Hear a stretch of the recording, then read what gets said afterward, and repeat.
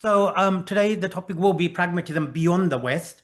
And just as Takeru has said, my focus has been on Brandom in my research. So I'm just going to introduce his approach to pragmatism and my approach to research, both with different hats. My academic hat, doing my PhD, and my own background, as you heard, training as a monk, and how I've kind of grappled with the challenges of that. And I'm trying to begin to develop a voice to try and bring those together, or rather that to develop an understanding that they actually already sit together. And at least that's my aim for today's presentation. So again, it's not working. Let me just see if I can move forward. Yeah, it's starting to work. So as an introduction, just my aims for today's presentation is really to start with my PhD, which was in science education and communication in the classroom. And so my route to pragmatism is not strictly the traditional classical pragmatism as understood generally by philosophers, but really I'm talking about pragmatism as I arrived at it through an educational lens and my research. And so I want to just share something about that journey, my reflections, and my reflections on my philosophical thinking, drawing from two very different traditions, the Eastern and the Western, and really to hopefully convince you that they're not that different, and actually making that difference is maybe actually not in the benefit of us philosophers around the world. And I'm going to address these philosophical developments in my thinking within an academic context and my educational research. And then thinking about the question, is there a place for Eastern philosophy within academic research? And so I'm going to turn straight to my own journey in researching thought and talk from classrooms and to where I've ended up today in the consultation rooms of healthcare. So I just want to start with a scenario really about the classroom and what the problem I saw was. So basically, in one of the sessions, the classes was on teaching about materials in the primary classroom. So we're talking about children around 9 to 10 years old. And the teacher had already set up the classroom, had lots of different materials, and was talking about different properties that these materials had. They were shiny, they were rough, they were smooth, they were hard. And so the teacher asked them, as is quite traditional approach, is to sort these different materials into different groups. And so I was sitting next to a child, didn't have a partner, so I was with the child, and we were getting on with his exercise. And I turned to the child and I said, "So, what is hard?" And I was thinking we're going to talk about the material, and the child goes, "Well, hard is when you do mathematics and you can't really do it. It's really hard." And I was like, "Okay." And at this moment, I realized that even though the class had positioned the activity, the child hadn't really understood the term hard as it was situated in a science classroom. And a similar situation goes for forces. This is very typical, where we're talking about forces, and children very often think about force as something we physically do. We open a door or we close a door, or the force of the wind. But very seldom do they understand, and there's no reason they should, but that forces are not necessarily something that humans are involved in, that forces exist in nature. The point here is a very important theorist in education is Vygotsky, Lev Semenovich Vygotsky, a Russian thinker who is one of the influential figures who, in educational research, promoted and foregrounded the critical role of the mind, not in terms of our cognitive processes in learning, but in relation to the language and cultures we're situated. And so it becomes very apparent with this Vygotskian lens that the meaning of words or concepts and their use in interactions in the classroom and how that classroom is organized is very critical to understanding the issues of learning and teaching. And so this little scenario is just a prelude to how I've come to understand pragmatism from an educational perspective. And what's particularly interesting here is not just Vygotsky, it's how Vygotsky has been understood and used in educational research, and more importantly, how philosophy has contributed a significant perspective to help us understand educational issues. So in the history of reading Vygotsky and educational research, much of the understanding of learning, of educational psychology, and even of Vygotsky as a Russian thinker has come through an Anglo-American reading and interpretation.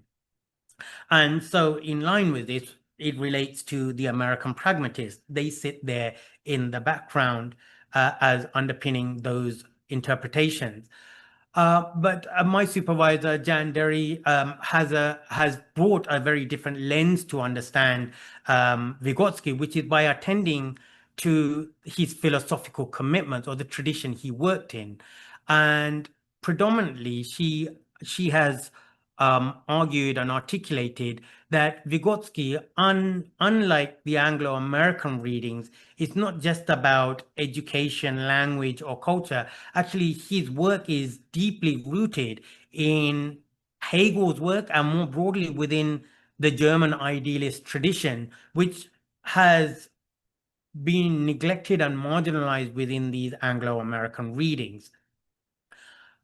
And in addition to that, some of the arguments I'm hoping to share with you today is that this is not only true of readings of Vygotsky and his philosophical commitment, but even within educational research, where pragmatism itself does occur. So when I was talking about language and culture and that problem about how teachers teach and how children understand the words we use in the classroom, there's a very prominent approach to teaching called dialogic teaching, which is focusing on how we talk and use concepts, very pragmatist.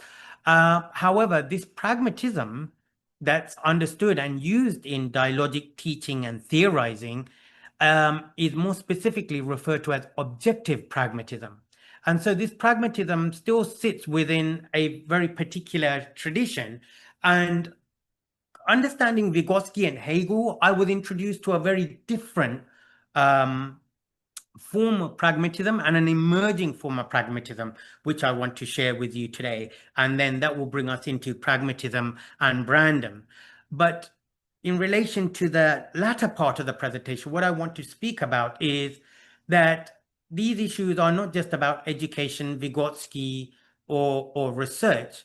This sits within a much deeper discourse, a much more fundamental discourse within academic philosophy, and I would argue academia more broadly, which is when we talk about Hegel, German idealism, drawing on my own experience and my own identity, having trained in Eastern philosophies and having studied Western philosophy and world philosophers from China and from across the world, from different traditions like Taoism or Ubuntu or Jaina, I've realized that there are connections that very often don't have spaces in these academic circles, or very often are marginalized or neglected, even in the academic literature. So as I move on towards the end, I want to talk about how we might move from Vygotsky to Vedanta, which is an Indian non-dualism, and understand the role world philosophies may have in today's way of thinking about not just education, but academic theorization and philosophy more broadly. So Western pragmatism, is that really the correct term? We'll think about that. But I want to bring together American, continental, German idealism and analytic philosophers. So where I really got introduced to pragmatism is not just Brandom, but actually Richard Bernstein's work, where he popularizes the term the pragmatic turn. And in this book, I mean, Bernstein's a very seasoned philosopher himself, with a lot of experience behind him, having moved through a lot of different schools of thought. And in this book, it's a very riveting book. I mean, I sat there and just basically read the whole thing over a few days. But he really provides a kind of personal account in many ways of moving from the traditional classical American pragmatist and its revival through continental thinkers. But then as he moves through this historical narrative,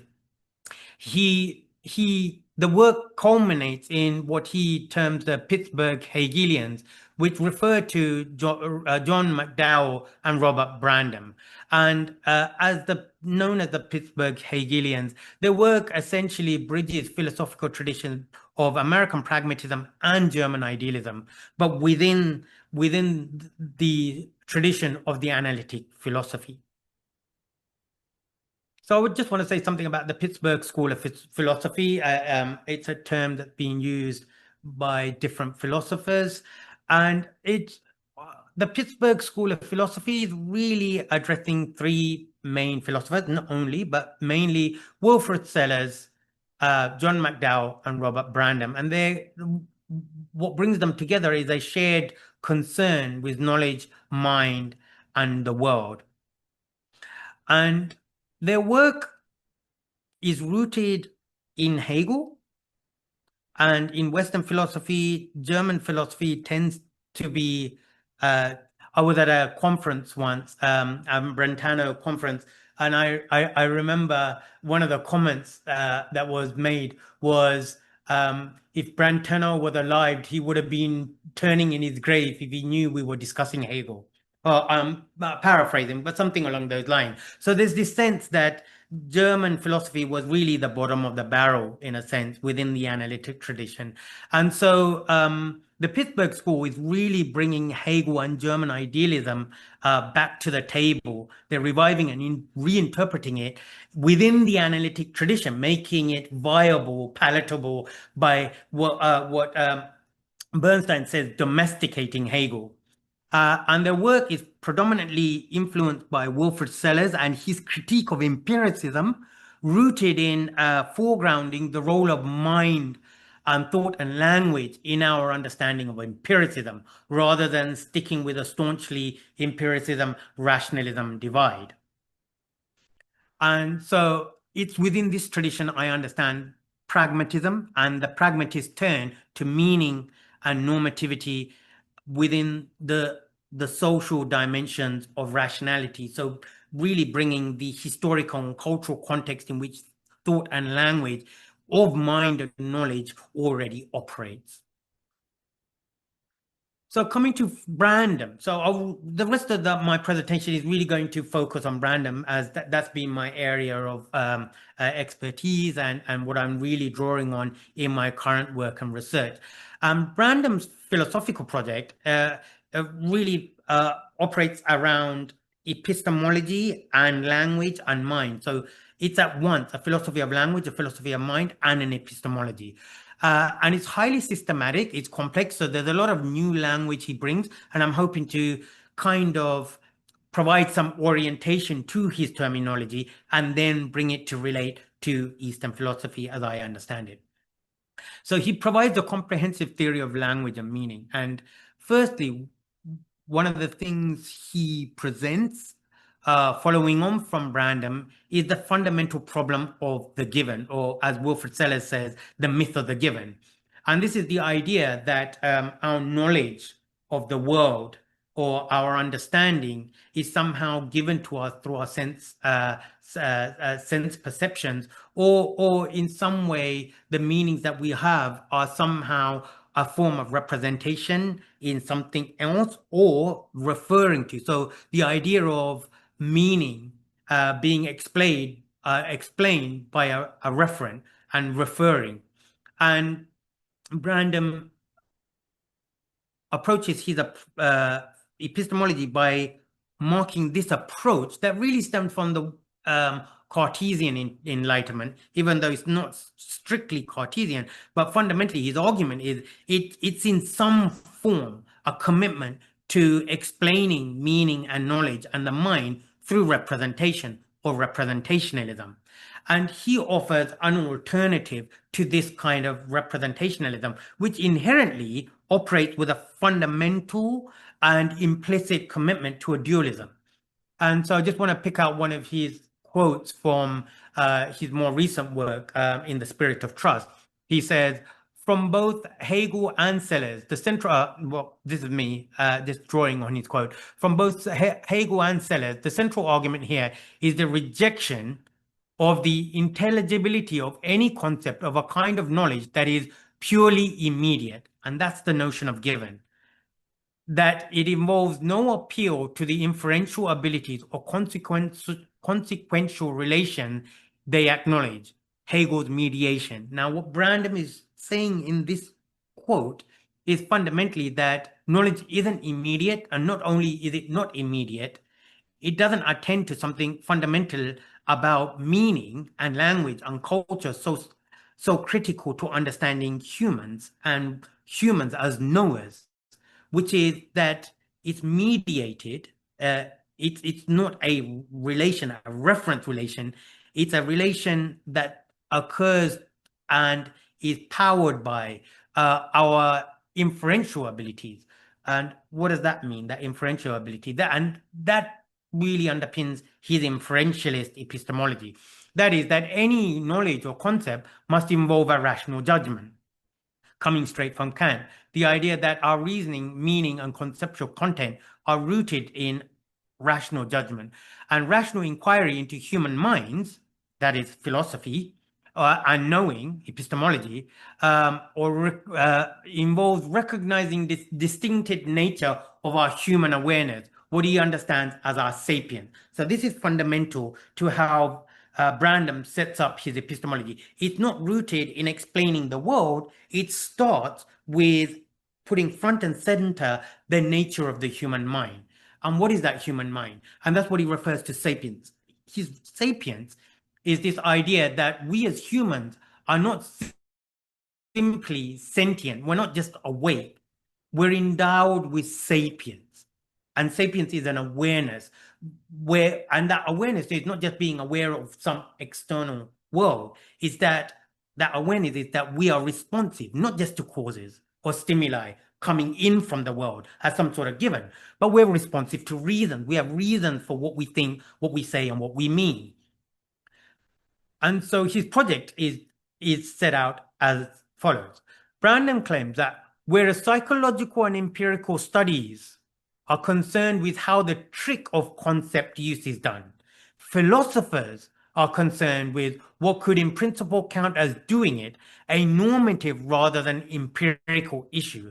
And here he's making a distinction from an approach to epistemology or research in general, and whether it be scientific or social science, is seeing as the world as something separate, as other, to be studied as an object of study. He's saying what is involved, it is the first person perspective. Our mindedness is part of that research inquiry that essentially he's arguing is lost on a representational account and is fundamental to his inferential account. So according to Brandom, our linguistic communication, speech acts, and social interactions are all part of a distinctive game we as rational creatures are engaged in, concept-using creatures, and we learn to play that game. So just to give you an overview of his philosophy of language, and I'm just going to go through some of his critical concepts to map out how he sets up his philosophy of language, which is at one and the same time a philosophy of mind and a social epistemology, or epistemology more broadly. That is, Brandom provides a non-representational epistemological framework. So it's an alternative to what we've had generally in philosophy that hasn't attended to the lessons Brandom suggests we need to learn from Kant and Hegel onward through to Frege and Frege's account of language. So language for Brandom attends to the nature of language reframed as a distinctive game, a game that we play as knowers, and that's with sapience, with reasons, the distinctive practice, and as a game that we play with each other in communicating. His approach to that game is his term, a game of giving and asking for reasons. What we do is not just use words. We don't just use words. what we're doing in using words is fundamentally underpinning that on a more deeper level, on an inferential level, is a game of giving and asking for reasons. And therein lies his account of meaning. The nature of our conceptual content, word or concept meaning, or knowledge, is related to the role concepts play in reasoning. That's his inferential semantic. So when we talk, we're not just using words, we're reasoning, and in reasoning, we're giving and asking for reasons. So reasons are always in play, as is judgments. And that's what constitutes meaning. It's an inferential semantics in the sense that our mindedness and our judgments are fundamental to our account of language and meaning. And in relation to what we do, the social interaction, the world that we operate in, the use of concept in our social and discursive practices in coming to know, understand, and understanding relates to the rules of the games in giving and asking for reason. So what he's saying is this is a game. It's a game that we play with each other. But that game, as with any game, has rules. And it's those rules that are now that constrain the way we make meaning. That is the reasoning that we engage in when we give rise to meaning in the words that we use with each other. So I just want to take a step here to talk about chess, because chess is an analogy that's critical to how this can be mapped out. So thinking about that Sapiens, just giving an example, when they released the computer chess player and pitched it against the Grandmaster Kasparov, when they were playing it, this was a big media sensation because the computer won. And when the computer won, Kasparov just got up and walked away and didn't even turn back or look. And people say, oh, see, computers can play the game of chess just as well as any human being. And in many ways, that's correct. The computer is playing because it makes moves and it responds to moves in the game. However, this isn't Brandom's point. Brandom's point around playing the game is that even the computer isn't playing the game, because Kasparov got angry, moved away, because he was invested in the game as a human game, and he had reason for what he's doing, and he had certain investment in that game with certain commitments and values and judgments and inference in playing that game. And what Brandom says is that while the computer may make moves, it's not responsive to the reasons for playing the game. So when we make judgments and inferences, that is reason, that's the inferential reasoning that underpins the nature of what it means to play the game or be a player in the game of giving and asking for reasons. And so the language games that we know within pragmatism, Brandom reframes as a giving and asking for reasons. And so a famous example from Brandom is the parrot. And coming back to language now, is the idea that parrot can also use words. It can say it's red or give me a cracker. But according to Brandom, while it uses words, the parent doesn't understand what is involved in making that claim or even responding to someone else's claim. That is, in making an assertion that's a belief, having a certain authority and certain possibilities in what can come or follow from that claim.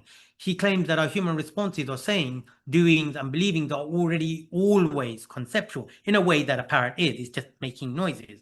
So for Brandom, when we humans make a claim or an assertion of some sort, we are aware and understand what such a claim follows from and what claims may follow or may not follow from it. So it's nested in a network of relations to other claims. And so that's his idea of inferential relation, that when we say it's red, or it entails that it's not blue, or that it has color, or that it's visible. So there's all of these other claims and beliefs and commitments that underpin the meaning of that concept, not just a word or its reference. It's about the relation to other claims. And it's these claims and relations and inferential relations in our thought and talk that Brandom sees as our inferential practice. that's nested within a web of inferences. There's commitments, and then also there's the rules in playing the games. So what kind of commitments we are entitled to or not entitled to. So our distinctive capacity for reasoning or making judgments and discursive practices not only involves making and drawing inferences, but also offering and demanding reasons in justifying claims we take on and assertions we make. That is, we're not just making claims in relation to other claims, that when we're playing the game with others, we're held responsible for the claims we make. So when someone says, "What do you mean?" or "Why is that?" you got to be able to say why you think that. So, for example, if I say, "That's a spoon," it entails that it's got a handle. You can scoop something with it. But if you say it's a fork, you got to be able to. It's not just about whether the word refers to a spoon or a fork or the categories of fork or spoon. It's what fleshes out that concept of a spoon or a fork in relation to all of the ideas that build up and give a sense to that concept. And that sense of the relations isn't just something we make in our own heads. This is a game that we're not playing alone. This is a game we are always and always were, and historically throughout humanity have been playing out throughout human history. So every participant, interlocutor, or in Brandom's terminology, every player of the game has various commitments and entitlement to certain moves made in playing the game, in accordance with the norms or the rules of the game. These rules determine what's permissible and impermissible in playing the game. And the way this constitutes the concept, and I'll give an example here, but Brandom's idea here is that to grasp or understand a concept is to have practical mastery over the inferences that it's involved in, to know. In a practical sense of being able to distinguish a kind of know-how, what follows from the applicability of a concept and what it follows from. So I just want to give you an example now, and going back to the classroom, and that will bring this section of Brandom's inferentialism and pragmatism to a close, to think about it. And I want to draw on this example of the idea of social interaction. So by its very nature, the conceptual involves rules and norms, and it's not separate from the game. And so I just want to give an example of how these rules are not just rules of a game in the sense that it's something separate, something static. These rules are part of the game, and it's in playing the game, in giving and asking for reasons historically that these norms are instituted.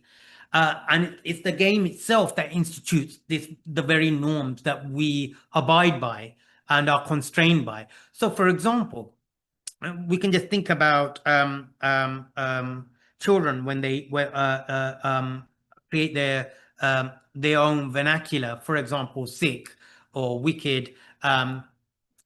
Is this idea that they've taken a word that we understand typically, but within their own approach to talking and engaging in their conversation, the meaning and the relations that concept has in their language is governed by a set of norms that they've instituted within their community or their social practice, their discursive practice.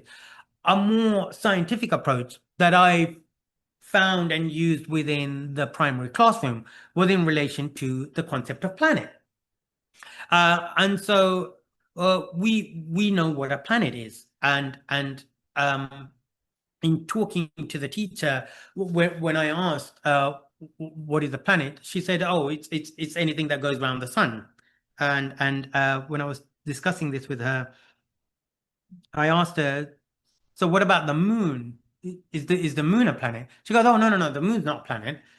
And then I asked, "So doesn't the moon go around the sun?" And then she started thinking, like, well, actually, so does that make the moon a planet? And we started having this conversation about what it means to be a planet.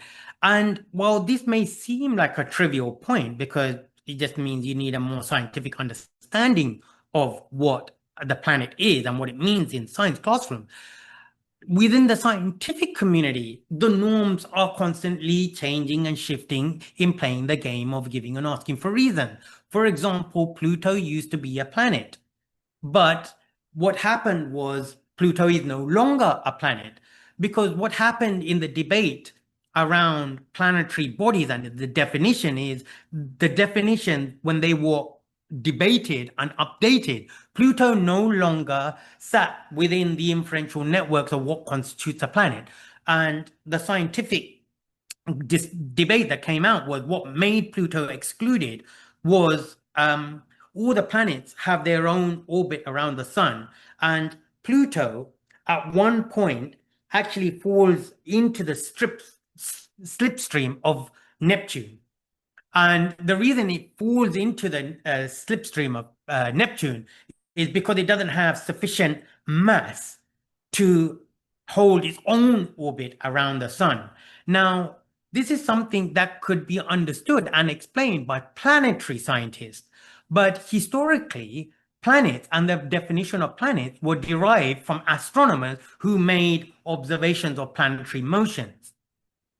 So this move within the astronomical society that reestablished the norms was moving from commitments that were determined by astronomers by moving towards the definition that was more in line with the commitment of planetary scientists that understood what it constitutes to be a planet and their motion in relation to other bodies. So here we can see the norms changing within a scientific community, which updates the concepts and the meaning of the concepts we use. And the social and cultural context are the normative constraints, that is, the rules that govern the use of a term, the claims and beliefs expressed in discursive practices. And it's by foregrounding this normative dimension in describing discursive practices that Brandom posits his version or brand of normative pragmatism.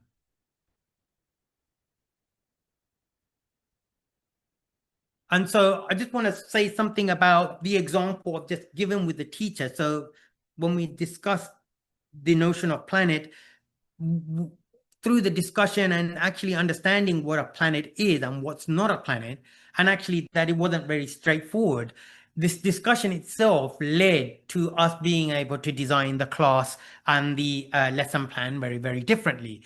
Whereas originally, the lesson plan started with a very classificatory approach, which is to name the different planets. And it's in adopting this approach, which isn't in itself problematic. It can be very helpful, especially in the primary classroom. Classifying objects is a very fundamental thing to do and learn in the primary classroom. However, the teacher, in playing the game and in helping children understand the norms that govern the scientific discourse, has to herself or himself be aware of their own commitments and entitlement and incompatibilities in playing that game. In other words, they've got to be able to play that game well. And so what we did was we moved from naming the planets to actually starting to think about what a planet means. And what a planet means in terms of the story of Pluto is having a mass, and the mass is what makes a planet spherical, which is why our Earth, although it seems flat, is spherical, which is a big problem in primary science. So all of these different commitments and the entitlement became a space of reasons that was a normative space that would govern the concepts we would use and plan in developing meaning, concepts, and knowledge in the sequence of lessons that we would plan for the primary classroom. So what does this mean in terms of healthcare and the consultation room? How is this in any way related? Well, what I found was while I worked in the primary classroom, what I found was, having fallen into healthcare research, a lot of our research was around patients and consultation between the doctor and the patient.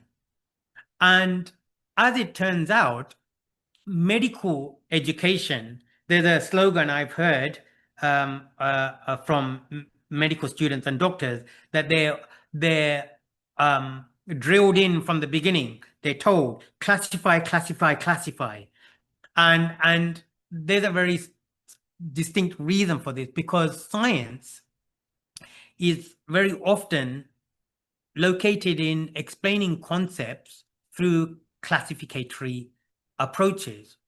But what happened, and this is the beginning stages in Wilfred Seller's work, is classificatory approaches is a representational approach.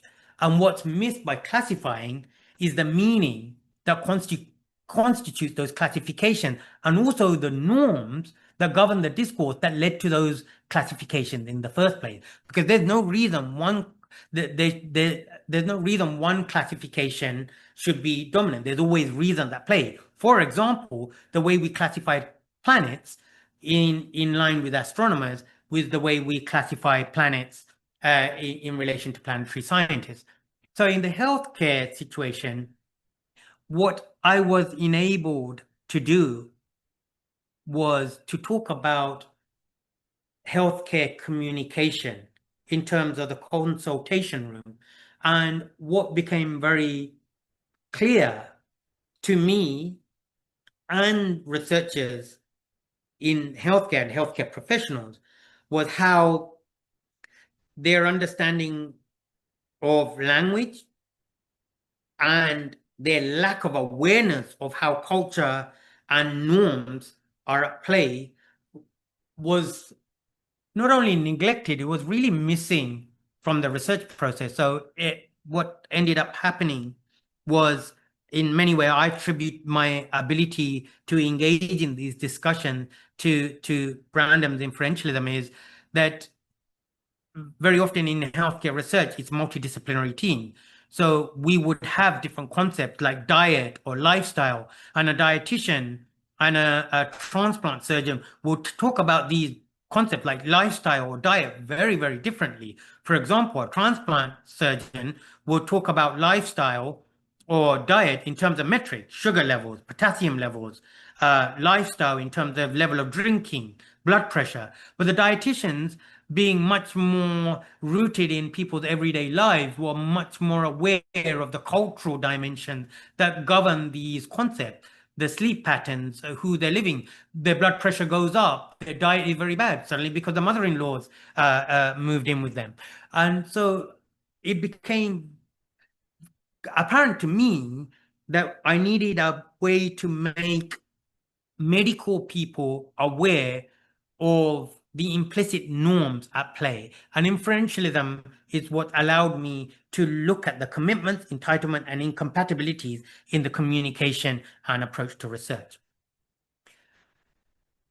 And so that's really my background in research. And so what's all this got to do with Eastern philosophies? I mean, it seems very, very straightforward in that sense that we're talking about Brandom's addition of a normative dimension to traditional or classical approaches to pragmatism.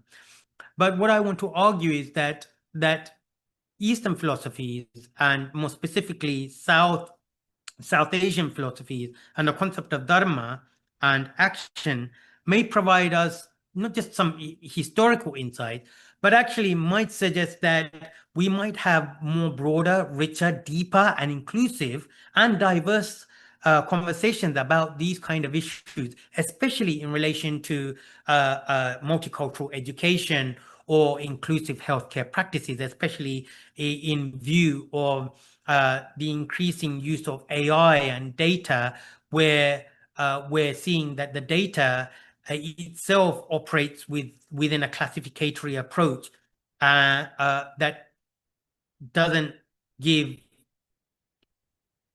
due importance and significance to the norms, not just to the discourse we play, but the very algorithms that are designed in these digital healthcare interventions. And so really, I want to start with what I noticed when I was studying Brandom's philosophy, and more specifically Vygotsky, because I would read Vygotsky and in the emerging readings of Vygotsky that will draw on Hegel and Kant, what I would often find is not that this was something new. It was actually, I would find it as something I was already very familiar with, because drawing on my own tradition and having trained as a monk in the Eastern tradition in contemporary Indian philosophy, so Advaita Vedānta, which is an Indian non-dualism, we were already engaging. My introduction to Western philosophy was through Indian philosophy, and we were already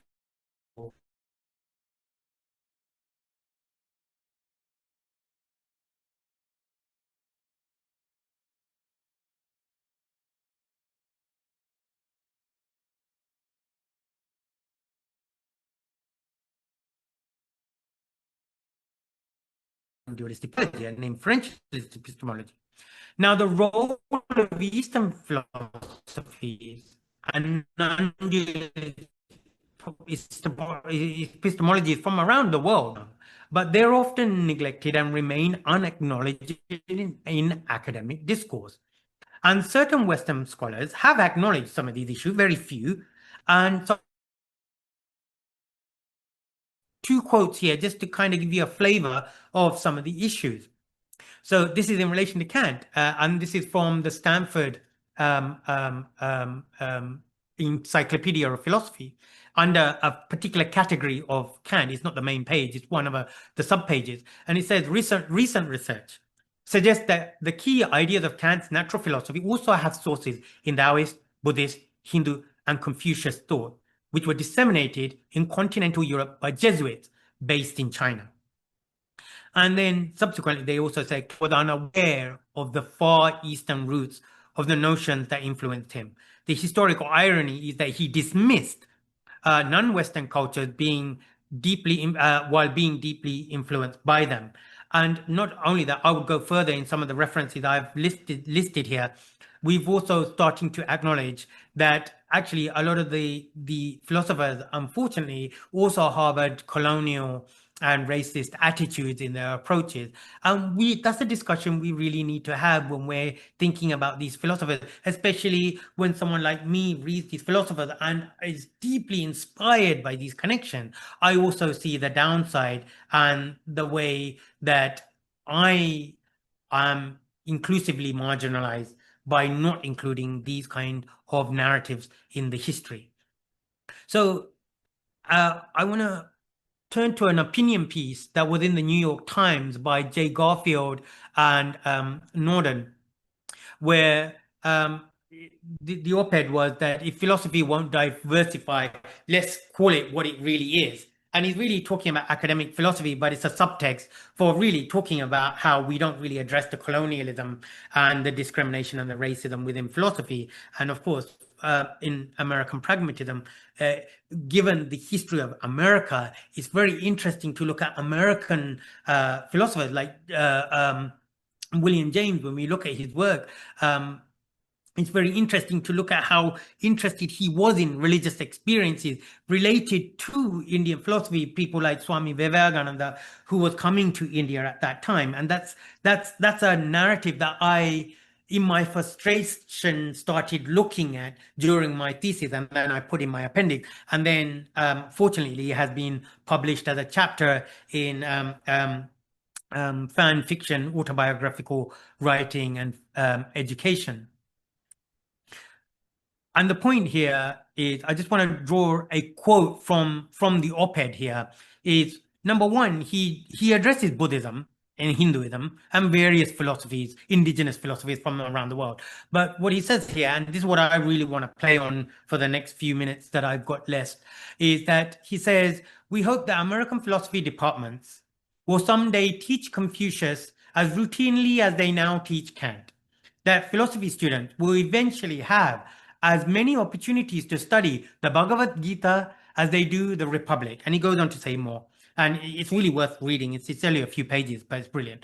But what's really interesting about Jay Garfield, and this is when I really realized I need to really write about this to get it out of my system. And it ended up being an appendix in my thesis, which then subsequently got published as a chapter. But J. Garfield is a particular interest here because he writes about Wilfrid Sellars and Buddhism. And what I really want to talk about is, well, he talks about Wilfrid Sellars and Buddhism, and he's got a book on self and Dharma as well, which is very interesting to the conversation we're having. But I really want to talk about how he acknowledges the philosophical texts of the Upanishads and the Bhagavad Gita, because these, even while Buddhism is acknowledged, the Bhagavad Gita, Upanishads, Advaita Vedānta tends to be neglected. So I want to focus in the remainder is on making explicit the significance of addressing the concept of Dharma from South Asian philosophies, and in particular Advaita Vedānta, the tradition I was trained in, or Indian non-dualism. And so understanding Dharma in this sense, Dharma is a vast, complex concept. I mean, it's basically fundamental to classical Indian philosophy.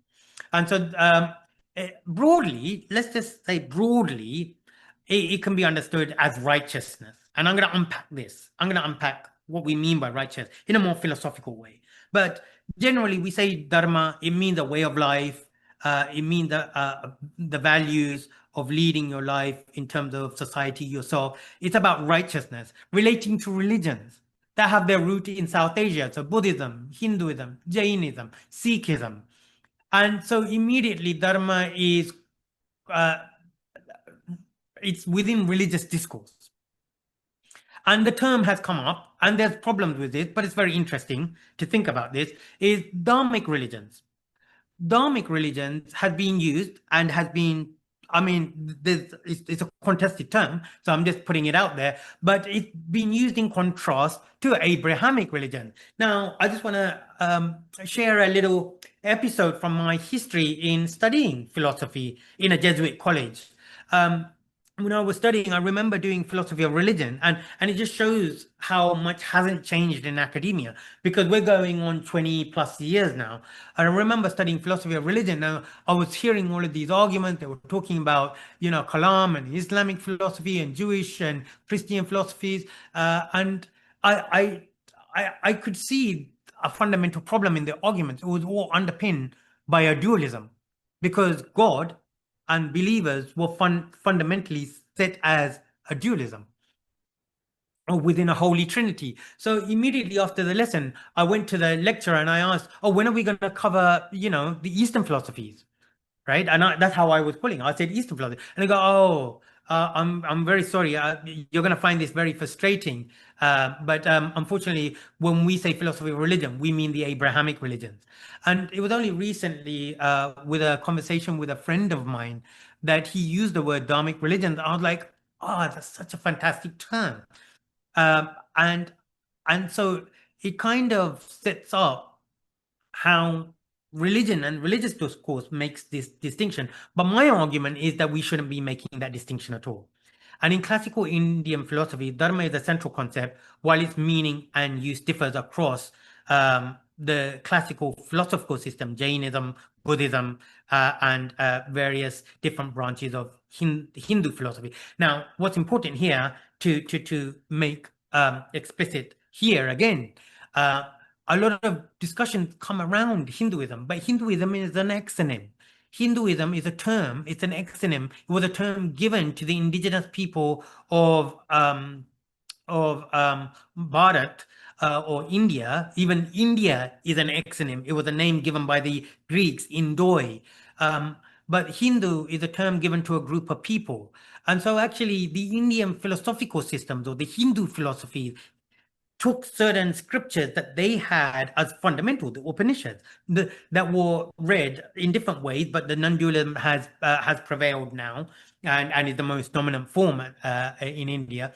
And I'll come to that story in a second. But basically, in the traditional indigenous sense, it was called Sanatana Dharma. And Sanatana Dharma means eternal Dharma. And I want to unpack what that Dharma means.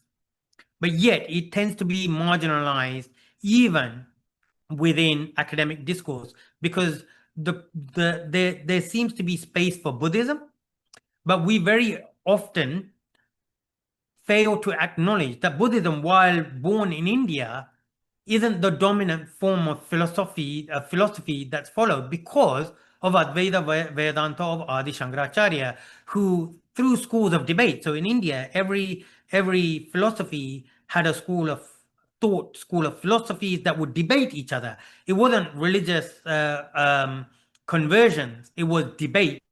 Religion and reason go together. Philosophy and religion are not two separate things; they're one and the same, and that's nested in the sense of Dharma.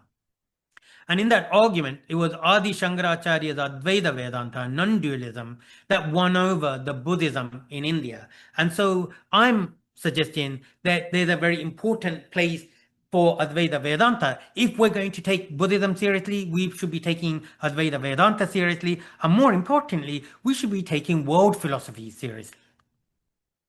And so I've talked about Gita, I've talked about the Upanishads, Hindu philosophy, and I want to make it very clear here. I'm not making a religious argument. I'm making an academic argument as someone who discovered these things through an academic track. And what I mean by that is even Hegel had written a commentary on the Bhagavad Gita. I was astounded because one of the questions that came to me was, how did he make a commentary on the Gita if he couldn't read Sanskrit?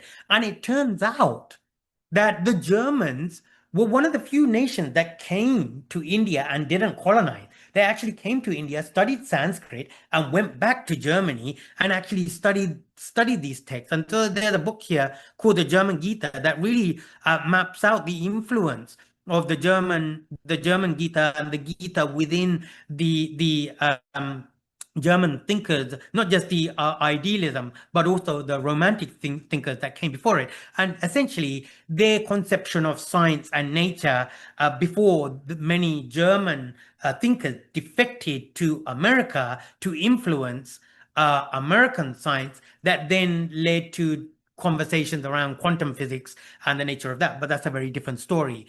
But the point I want to make here is that German thinkers, including Hegel, were engaged in these texts, in these readings. They're not just the Bhagavad Gita, but also many, many other texts, the Taoist tradition. They were all coming through. And so I want to just talk about the teacher, my teacher from India. He says the Gita is not a religious text. That's one of the claims he makes in his commentary on the Bhagavad Gita.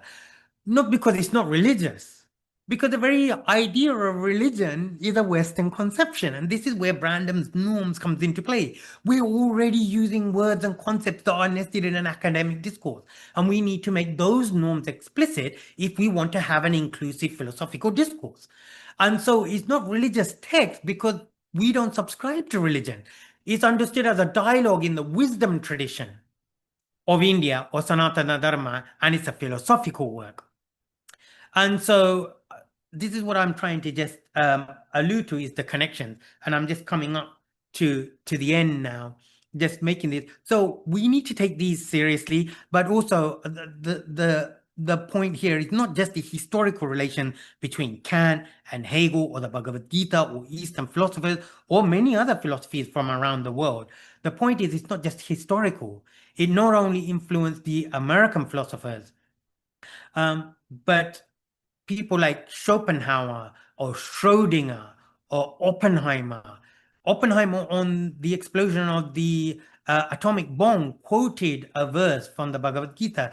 These are narratives we should really be engaged in if we want to have a deeper historical understanding, if we understand norms to be central and that norms are historical and social in their power in terms of the meanings that we make within academic discourse or in a global discourse.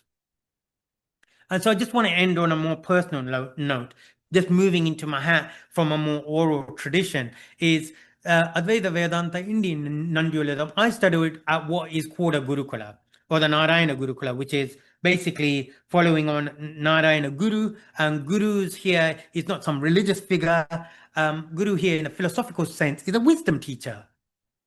And wisdom here relating to a way of life in much the way the Greeks thought of wisdom, the way we get the word philosophy, the love of wisdom. And the guru is someone who teaches within the wisdom tradition and teaches about wisdom, life, and worldviews, and their teaching is thus a Guru Dharma. And in this sense, Dharma denotes both a culture, a way of life, as well as philosophical principles or worldview in line with the oral tradition in many Eastern philosophies. And in this sense, the Narayana Gurukula is an indigenous school of philosophy, a system, an indigenous system that's existed, but a contemporary system in which I was trained. And in that system, a definition of Dharma from that school then is deriving from the root verb, the verb root dhr. Dharma comes from the root word, Sanskrit root term, meaning to support. And to support, like a pillar, is a principle, a fundamental, and Dharma in this sense, taking the Sanskrit term, means the basic principle which sustains everything as belonging to our functional system. And so that functional system is not a mechanical function or a objective world, but a functional system is a living system. And so Dharma aligned with the key aspects of thoughts, words, and deeds within a human world. And so I'm just thinking about time. I've got 7 minutes left on my clock. Is that okay, Taka? Yes. Okay. Maybe 10 minutes I've just more. got 2 slides. Yeah, no problem. So the Gita in that school, following on from the school I studied in, the Narayana Gurukula, the Advaita Vedānta, the Indian non-dualism in its contemporary sense, where we studied all religions, we studied Islamic, we studied Muslim religion, Islam, Christianity, and Hinduism. And in our chanting and our prayers within the monastery, we would recite the prayers of Islam, Christianity, and Hinduism together. We would have to study Chinese philosophy, Indian philosophy, continental philosophy, American pragmatism, and quantum physics. The idea was to have a philosophy, a school that touches all of human knowledge. And in this sense, the Gita is seen as a Yoga Shastra. Yoga Shastra is understood as a science of dialectics, a way of life, a culture, and a philosophy that encompasses the world. And so Guru Muni articulates Dharma in his book on the Gita as follows. The world as a whole, life in toto, has a functional order of its own.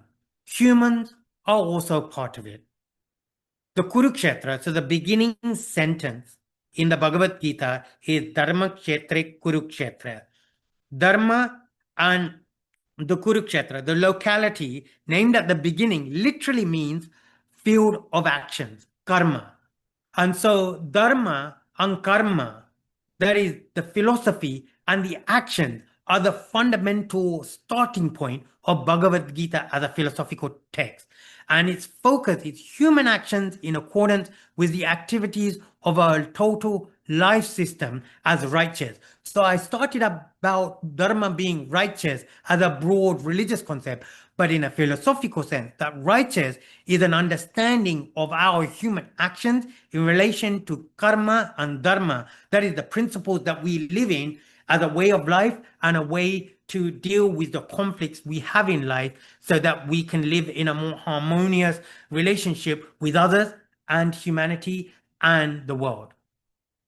And in that sense, I'm just going to finish the last bit is just to end with that point on Gita, Dharma, non-dualist philosophy. I just want to use this text from Nararaja Guru, who actually instigated and established, he's the founder of the Narayana Gurukula from Narayana Guru.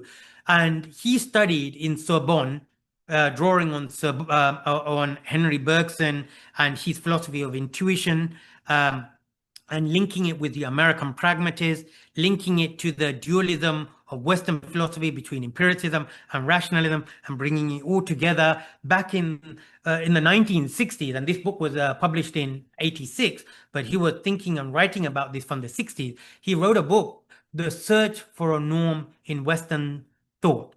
And the focus here is that dialectical reasoning that we were talking about in the Bhagavad Gita, the yoga, is already there as part of Sanatana Dharma. And in line with that dialectical reasoning, that yoga buddhi of the Bhagavad Gita, the central focus within that text is fundamental concepts philosophically aligned with responsibility, judgment, duty, action, thoughts, language, and practice, and values. And they're fundamental concepts that come into play in German idealism, and I would argue in understanding any meaningful sense of an educational philosophy. And so Narajaguru says, a quote here, is the word eternal. So Sanatana Dharma, Sanatana means eternal, and Dharma we've been unpacking here, is the word eternal, which must refer to the absolute, scientifically understood, is the common integrating normative link between theology and science, though perhaps not consciously employed by the eminent scientist here. And he's talking about Edison, but he's talking about Oppenheimer and Schrödinger and the concept of life. Schrödinger wrote about what is life. So it all comes together in this sense. But I just wanted to show how historically my route to Western philosophy, let alone pragmatism, had come through a lens of Indian philosophy. So the fact that I can come full circle to come to pragmatism with my Indian philosophy academic research located in Brandom and German idealism, bringing Sanatana Dharma and normativity together to discuss how to think about this, is a wonderful opportunity, especially in this seminar series where we get to have this discussion. And I'm not saying I'm right, at least I now have a space to have this conversation. Thus, in this context of Indian philosophy, I refer to what I refer to here as what I'm arguing is a dharmic understanding, to have a dharmic understanding, not as something to be defined or defined, but as something for which we as thinkers, global thinkers, as world philosophers, need to engage in as part of a global discourse and a global philosophy.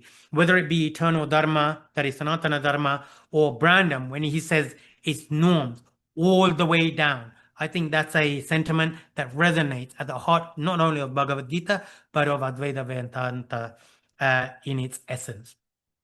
And so I'm coming to the end. I'm going to stop here because I think I'm over time. But fundamentally, I've already spoke about the consultation room.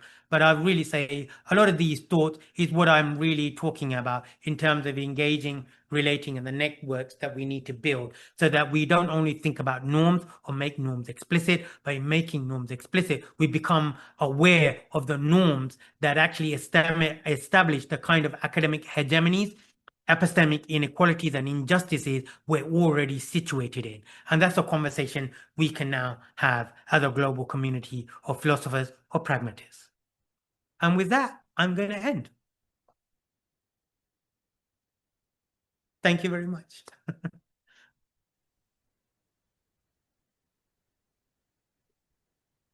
Thank Hello, you, I have a question. Sean. Yes, let's start a Q&A session. I'll Shall I host. stop sharing? Let's stop sharing. Yes, please, if you like. But you want to show references if you want? Oh, well, I don't know. After you. Yeah. Yeah, but will the slides go up on the website as well? Yes. No, Okay. maybe no. Oh, okay. Slides, But maybe. let me just share it again. I'm sorry. Just quickly, yeah. It's gonna be on YouTube. Yeah. Where did it go? Let me just bring this up. There we go. On the bottom. There we go. Share. And yeah, there we go. Yeah, one more. Another slide. Yeah, that's it.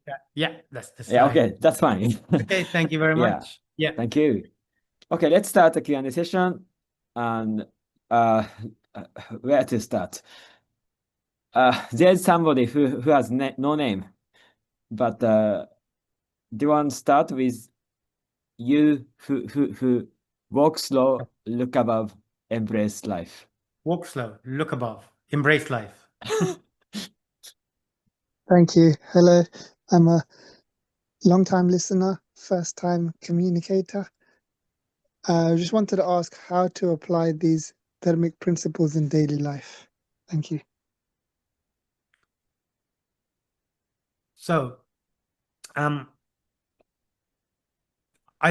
would respond to that question by being very pragmatic, by saying I think it's through life that the understanding of philosophy emerges and becomes clearer. So I think it's very important to think about that language of Brandom, that the Dharma isn't a given. The Dharma is in the way we live our lives and the cultural context that we have and the responsiveness. And I think the Dharmic principle in this sense is the more you understand the philosophy for yourself, your commitments, and the more you have that conversation with others in your thinking and thoughts and actions, I think that becomes how you start applying it in your life. So you apply concepts by developing an inferential understanding, a dharmic understanding of the principles. So that's what I would say. I would say in the way of the Greeks and of Eastern philosophies, it's life and philosophy are not two separate things. They feed back on each other. And so it's not just about how do you apply it. I would argue, how do you live it? And that's something you have to take responsibility for through discourse with others. And that's why the teacher or the guru or the wisdom teachers or people of wisdom are very important in this interaction as you live life.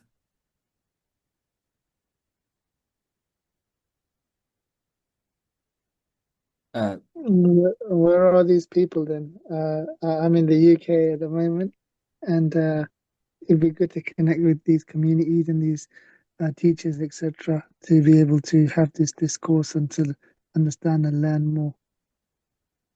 Absolutely. I mean, this is a great place to start straight away. So this is the community right here, and I'm sure there'll be many people here that you would love to engage with that can signpost you. And obviously, you can always reach out to me, and I'll be happy to signpost and have that conversation with you as well. But yeah, absolutely, it's about bringing communities together. Thank you very much. Good to speak to you for the first time. Bye-bye. Thank you. Thanks for your answer, Sean. Let's move on to the next question, if someone has. I suppose our collaborator, Jason, might have something to say. Do you want to try? Okay. Can you hear me? Yes.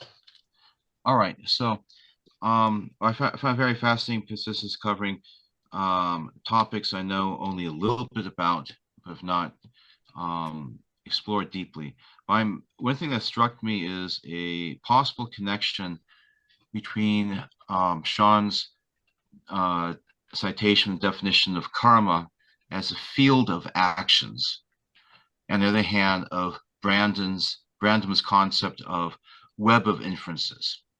So on the one hand, the meaning of a concept or a claim is embedded in a totality, a web of interconnected entailments, contradictions, suppositions. So a claim is not a self-contained atom independent of anything else. When you're dealing with a concept, to understand the mean concept, you bring into play a range of other concepts. Likewise, if I understand it correctly, karma as field of action means that if you commit an action, it's not an independent atom. It brings in a range or web of other actions as well, which you may or may not expect. But the moment you do that action, those other actions, that web or field are brought in. I'm wondering if possibly we can look at making or denying a claim as a type of action, and therefore the web of inferences as a type or subset of field of actions. So when you make a claim or deny a claim, your field of actions in this case is needing to deal with the range of inferences that come with making that assertion or that denial. And when someone is asking you for your reasons for your claim or your denial, they're bringing you up, connecting you to that field of inferences, which is a subtype of web of action, field of actions. That's just some common spontaneous, just thinking out loud on my part. And I'd like to know what Shone has to say. Thank you, Jason. Yeah, that's really astute and a really interesting question. Actually, so I want to start with a caveat that Brandom's philosophy has so many different concepts. He's building a completely systematic vocabulary around a non-dualist and inferentialist epistemology. So you're absolutely right. Drawing on the web of inferences, we're talking about the meanings and the interconnections and the playing the game. The other notion he brings in, and actually coming from Wilfred Sellers, is that when we play this game, the commitments and entitlements, the relations, they constitute a space of reasons. So it's not just a web of inference. It's not just the inferential relations. There's a normative space of reasons in which these relations that constitute that space. So that normative space of reason. So, for example, when we're talking about, take the example of planets, or when we're talking about planets in the everyday, that will be one normative space. But in the science classroom, if you say Pluto's a planet, you know, it doesn't matter if you're saying it in everyday class, everyday conversation. But in the science classroom, it would matter, because the normative space that governs those relations, what is compatible or incompatible, determine what kind of actions are permissible or impermissible. And so an example that I draw from Jan, a good example here, is like from the idea of spiders. If you think about spiders, you could be in the classroom and you say, you know, oh, get that insect out of here. But in everyday language, people know, because the space of reasons allow you to talk about a spider as an insect. In the science classroom, you can't do that, because an insect has a commitment and entitlements to having 6 legs. But a spider is an arachnid with 8 legs. So there's an incompatibility with using the concept of insect with a spider. And so that normative space of reason is what determines the web of inferences that allow us to be responsive to the compatibilities and incompatibilities. So that dharma and karma, really, in that way, that's how I see it. It kind of plays off each other in the same way the web of inferences and the space of reasons are nested as part of a integrated account of our discursive practices. I see. Thank you. Thank you. Thank you, Jason. Let's move on to the next question. Anyone? If not, I can question. Thanks for your excellent talk, which combines both Western and Eastern, or from your global perspectives. And I was wondering, really, whether Brandom's inferentialism, on the one hand, and the Dharmic system, the field of inferences, can be both universal or can be both individual or particular ways of thinking, or how can they be both universal or how, because it's ism, right? Inferentialism, that kind of theoretical ism is meant to be something universal. And I was wondering, how can we merging into one universal doctrine or not? Yeah, thank you. Yeah, thanks. That's a really fascinating question. And actually, I'll probably start by saying this is a question I'm asking myself. And so I mean Brandom not only is one of the world's most influential philosophers of our time, but he's also one of the most complex. And And so while I see connections and I'm making connections and I'm sharing connections, whether my argument around those connections is about an equivalence or not is a question I still leave open, because I'm exploring it. And I think Brandom is still developing his work. So that's something to be aware of. But I think what I have found is while I can find a lot of equivalence, I know a lot of people who read Brandom don't read him the same way as I do. And we've had conversations. Yes. And Taka, we've had conversations. And I've had, but the thing is, I think that stems from my own background and commitments in reading Brandom.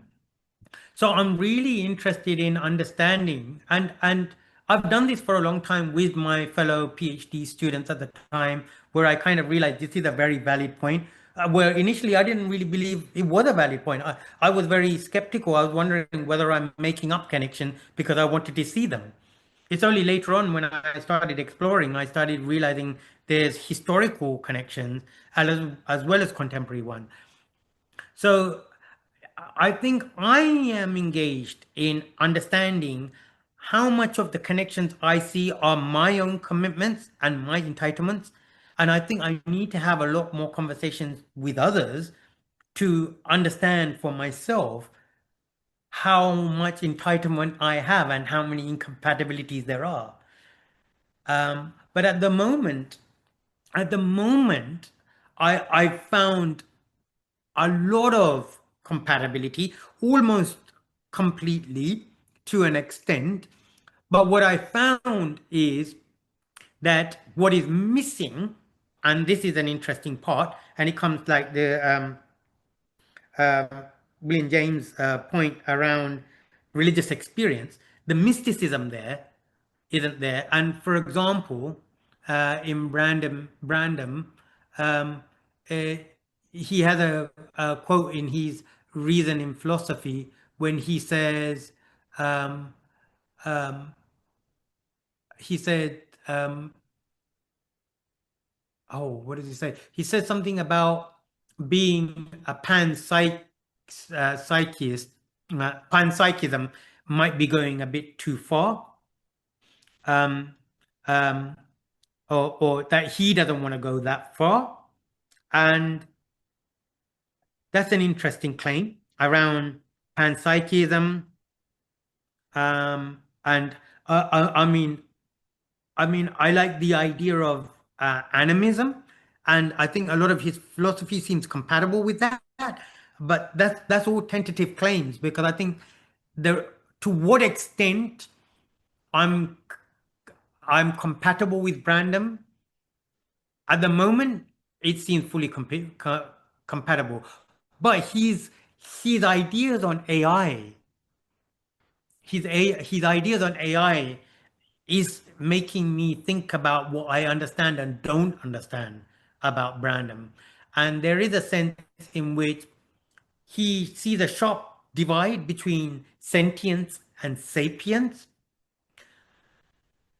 where I thought it's a bright line, because the nature of sapience is so distinctly different from sapiens. But he seems to be suggesting that his account of sapience can be divorced from sentience. And I think, and I'm still working on this. So I think I'm going to say that while I can see the universality of Advaita Vedānta, and that's something I want to explore, because my many years has kind of led me to have a inclusive and diverse language. I've come up with terms like philosophical diversity and epistemic equity, and so those kind of discourse comes from me, my Advaita Vedānta background with Brandom's overlay. But whether it works the other way around, I don't know. So that will be an interesting conversation to have. We might want to revisit that in a year. Sure, certainly. It's a big topic, certainly. And yeah, you didn't mention about AI for today's talk. So yeah, that's another talk for the future. Yeah. And I can make more space for other questions if somebody has.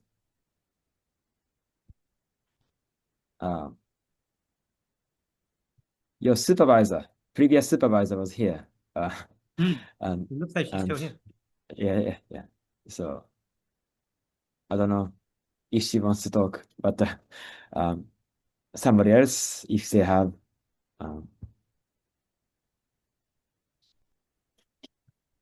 Yeah.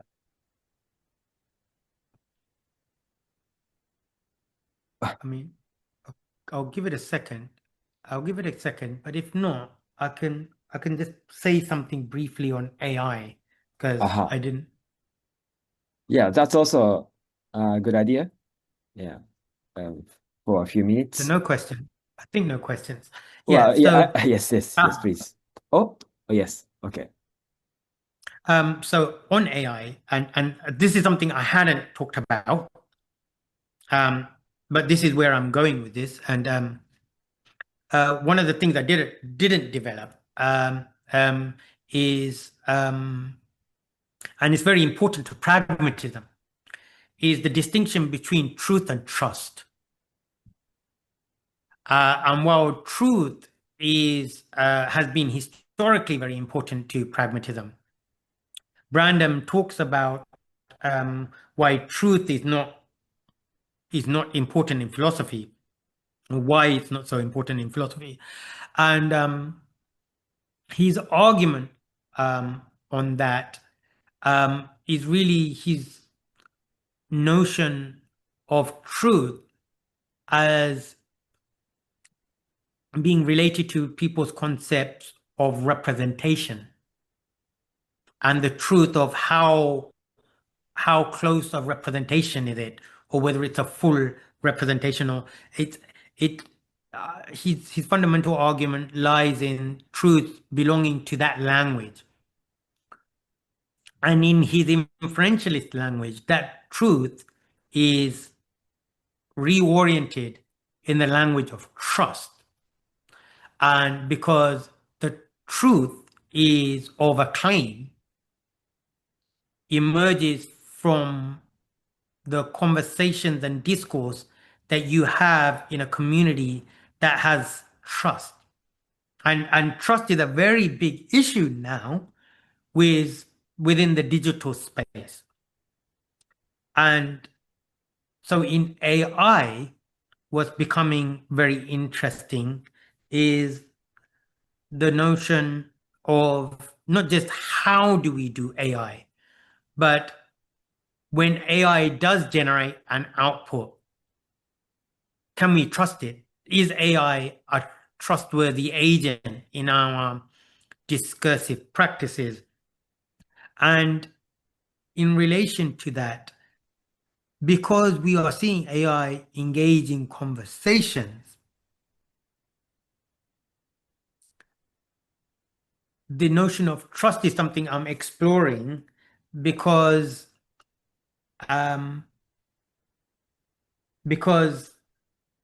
while we've been very focused on the development of AI, we need to really explore our relationship to AI and AI's impact on